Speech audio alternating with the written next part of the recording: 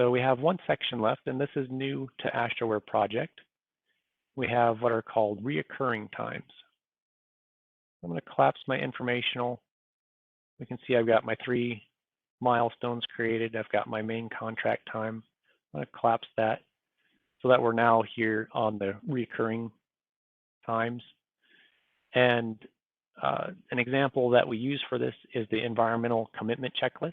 This is required for every contract. So you'll see this coming in as you're looking at these. And before you're able to use these, you do have to come in and actually start them. So you can see there's no actual row criteria that's showing up down here where you can enter a date for when you actually did the checklist. So what this, and I should tell a little bit of background about it here. So the recurring times, the advantage of these are that they show up on your estimate. So you want to be able to make sure that you have this environmental checklist done by the end of the project. So as a reminder, then this will show up as not being completed until you've actually gone in here and entered the date for it. So to do that, I'm going to click into it.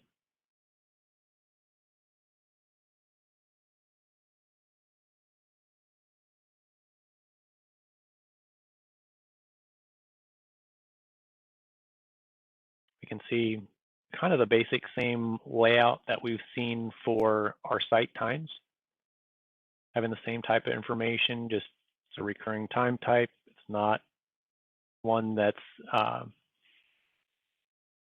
it's not the main contract time. So it's non-chargeable, it's just informational, but it also has additional information because of this reoccurring time type. We're going to click on that tab. And in this case, I can see that I have different frequencies that I can choose for this. If I needed it to repeat daily, monthly, or weekly. In this case, I just need it to occur once. I need to complete the list and I'm done. So I have a planned occurrence that goes in here with this. And in this case, I'll go ahead and enter that I'm planning to have this done kind of at the end of the project. So let's put it in August. Actually, it may not. This is a 130-day project, so it's not going to go that far.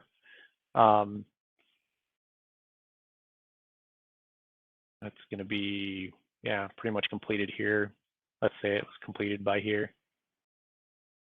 I'll hit save on that.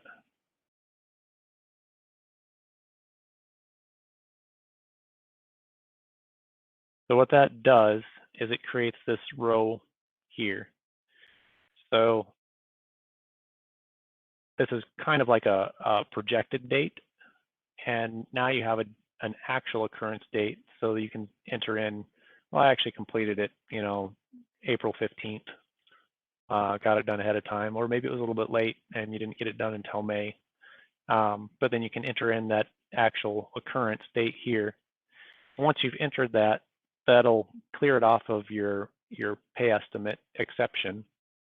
And an exception to match that up, that's like a discrepancy in Site Manager. But then you'll get a notification, hey, you got to get out there, get your environmental checklist done. And so you get that reminder going in for you.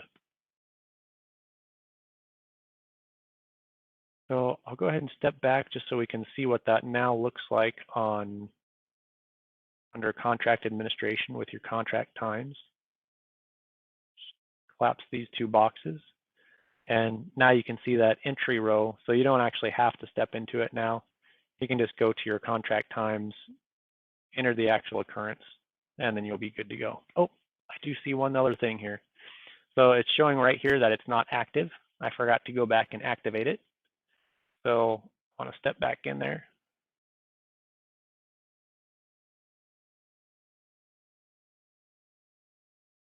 Go back to my general tab. and I need to set my effective date. In this case, April 30,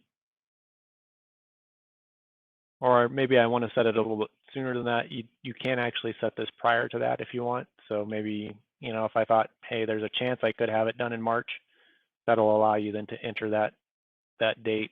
You just want to set this back far enough so it gives you the room to be able to enter it.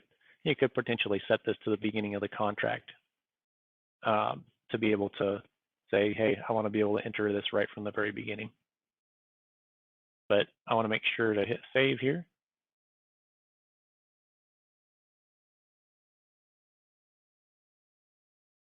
Now I can see it's active. And I'm going to step back, just look at it on the contract tab again.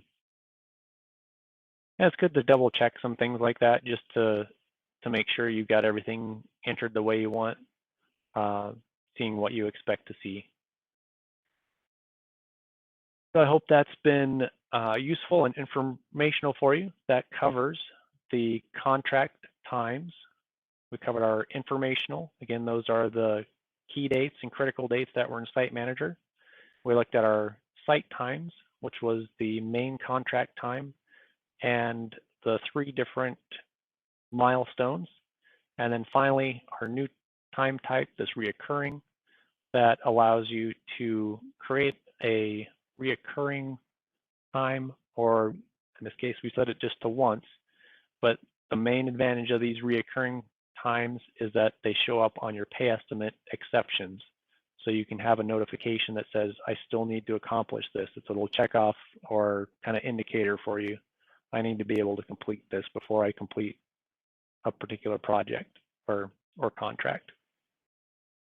Appreciate your time today, and we'll catch you next time.